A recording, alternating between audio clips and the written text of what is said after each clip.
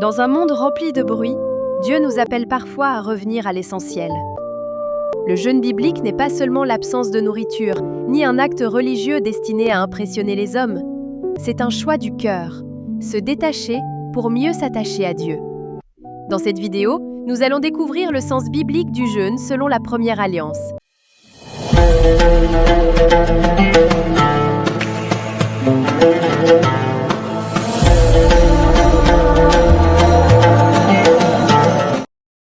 Shalom à tous. Un merci spécial ce jour à chaque abonné, à chaque auditeur de cette chaîne.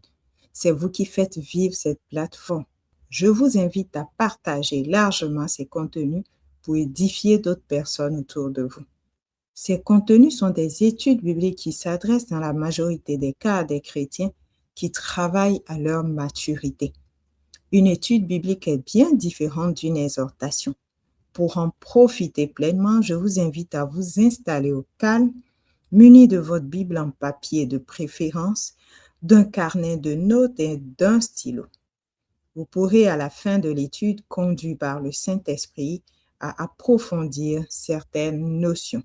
Des cours gratuits sont disponibles sur cette plateforme pour s'initier à l'étude biblique. Ils seront utiles à ceux qui ne savent pas par où commencer. À présent, notre thématique du jour est intitulée « Le jeûne biblique, le modèle de la première alliance ». Certes, ce thème émane de la demande d'une auditrice de la chaîne, mais le jeûne biblique est pour une grande majorité un mystère. C'est à la fois une pratique désirée mais redoutée.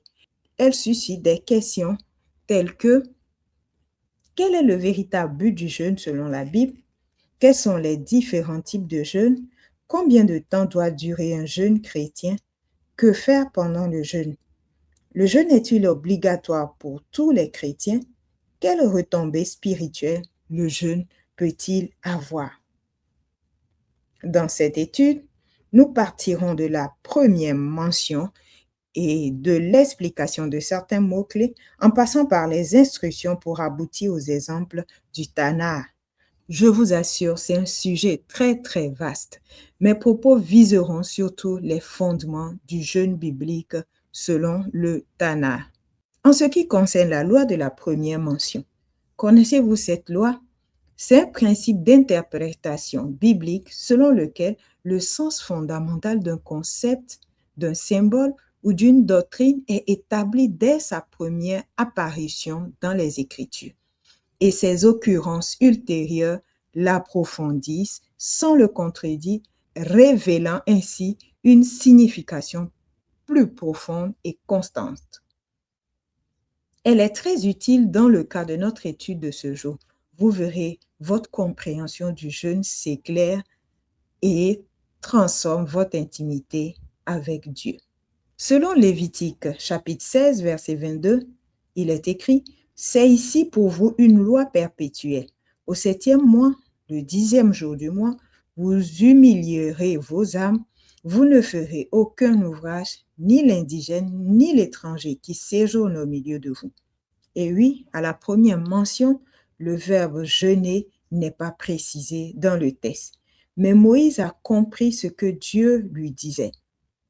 Il fallait que tout le peuple vive en une journée ce qu'il a lui-même vécu en 40 jours.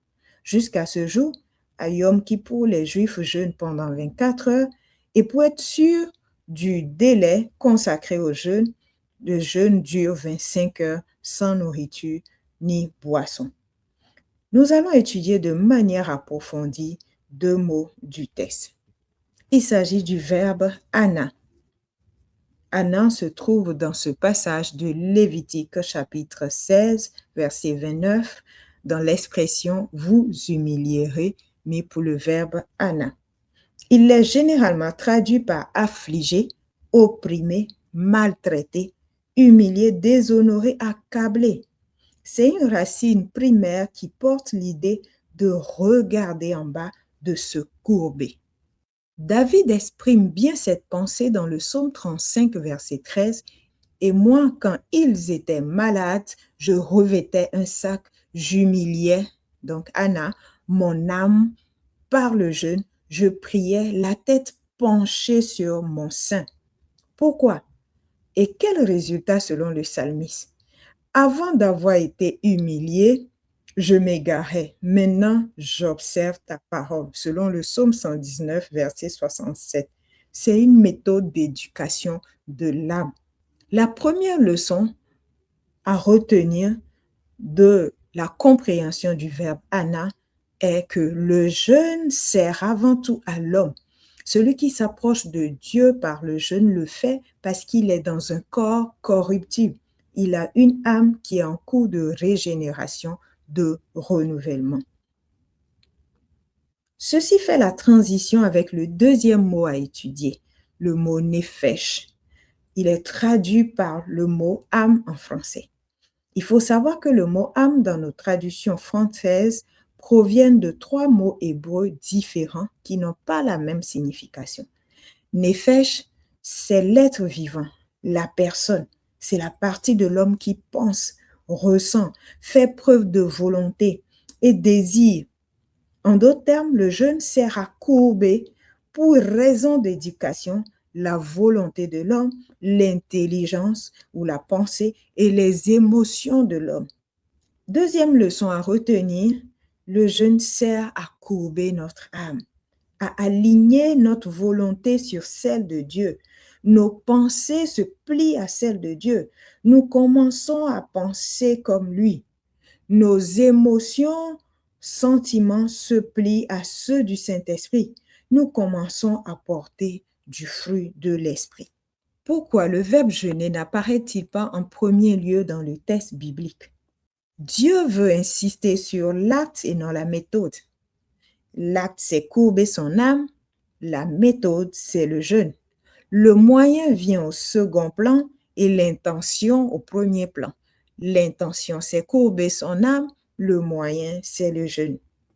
Le verbe jeûner apparaît pour la première fois dans le texte de Juges, chapitre 20, verset 26, à l'occasion du meurtre de la concubine d'un Lévite à Gibéa de Benjamin.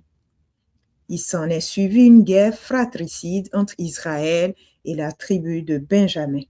Puis, David jeûna selon le texte de 2 Samuel, chapitre 12, verset 16. Le verbe utilisé dans ce texte est toum, qui veut dire littéralement se couvrir la bouche. En d'autres mots, s'abstenir de manger. Littéralement, le texte dit en hébreu Vayatom David Tom. En d'autres mots, David jeûna un jeûne. L'accent est mis sur la privation dans le verset. Puis, au cours de cette privation de nourriture, il priait. Un autre mot pour jeûner, dérivant du verbe se courber, c'est ta'anit. Il apparaît qu'une seule fois dans le livre d'Esdras au chapitre 9, le verset 5. Esdras se courba tellement pour le péché du peuple revenu des îles qu'on devine dans l'histoire qu'il devait être à jeun. Aujourd'hui, c'est l'expression ta'anit qui est utilisée pour les 4 jeûnes rabbiniques en Israël. Récapitulons donc les points clés de cette première partie. L'objectif de Dieu à la première mention de l'acte de jeûner, c'est le verbe Anna qu'il exprime. Il s'agit de courber son âme tout entier, cette âme qui est le centre de la volonté, des pensées, des émotions. C'est l'intention, c'est le geste. C'est le seul mot utilisé dans la Torah pour parler du jeûne. Le moyen utilisé par excellence, c'est la privation de nourriture, se couvrir la bouche selon le verbe toum. Puis, ta'anit, réunir les deux sens. Il s'agit de courber son âme à tel point qu'on ne donne plus d'aliments à son corps. Abordons dans cette deuxième partie les instructions formelles concernant le jeûne. Dans le chapitre 58 d'Ésaïe, Dieu donne des instructions formelles à son peuple qui doivent accompagner impérativement le jeûne et la prière. Sans cela, Dieu ne prend point plaisir à un quelconque jeûne. Il s'agit de ne pas jeûner tout en vivant dans l'injustice. Il faut éviter pendant son jeûne l'égoïsme, les disputes, les querelles et la dureté envers les autres.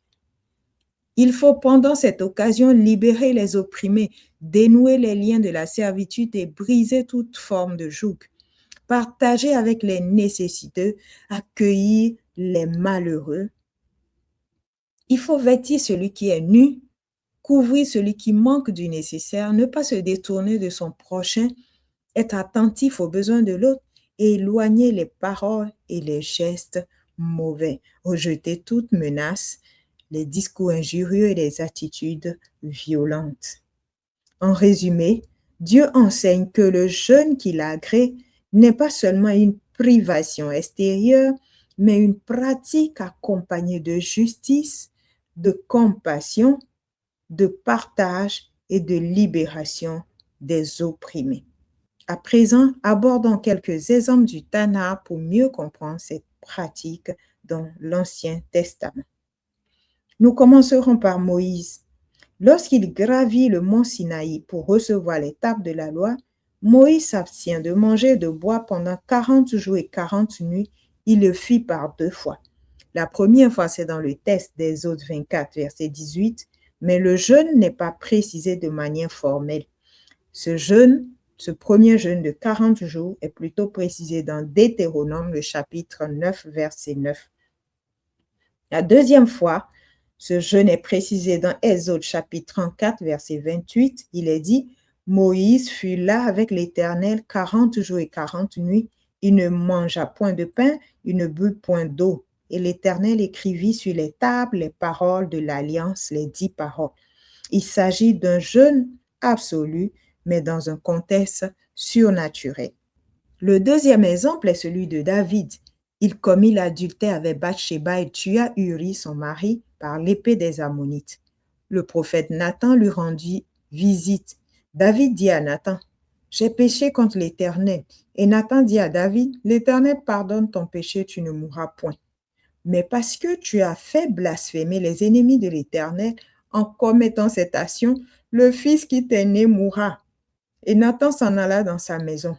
L'Éternel frappa l'enfant que la femme d'Uri avait enfanté à David, et il fut dangereusement malade. David pria Dieu pour l'enfant et jeûna, et quand il rentra, il passa la nuit couché par terre. Les anciens de sa maison insistaient auprès de lui pour le faire lever des terres, mais il ne voulut point, et il ne mangea rien avec eux. Selon 2 Samuel, chapitre 12, les versets 13 à 17. Le troisième exemple est celui de Daniel. Daniel pratique le jeûne à plusieurs reprises. Lors du fameux jeûne de Daniel, il s'abstient de mets délicats, de viande et de vin, ne consommant que de simples légumes et de l'eau pendant 3 semaines. Ceci afin de mieux se consacrer à la prière et à la compréhension des visions divines. Il s'agit d'un jeûne partiel qui requiert une discipline personnelle. Enfin, parlons de Esther. Face à la menace d'extermination des Juifs, Esther ordonne à tout son peuple de jeûner, de ne manger ni boire pendant 3 jours et 3 nuits. Ce jeûne collectif est un acte de renversement des autorités qui travaillaient à la destruction du peuple d'Israël. Le jeûne est ici un puissant instrument d'intercession. Récapitulons. Un jeûne et prière peut être total, dit sec, il peut être complet, dit hydrique, il peut être partiel, il peut être individuel, il peut être collectif. Ces épisodes montrent que le jeûne, sous différentes formes, était régulièrement pratiqué dans l'Ancien Testament. Il servait à rechercher la direction divine, à exprimer la repentance, à intercéder pour les autres ou à se préparer à des événements spirituels importants. Merci d'avoir suivi cette vidéo jusqu'au bout. Shalom et à très bientôt.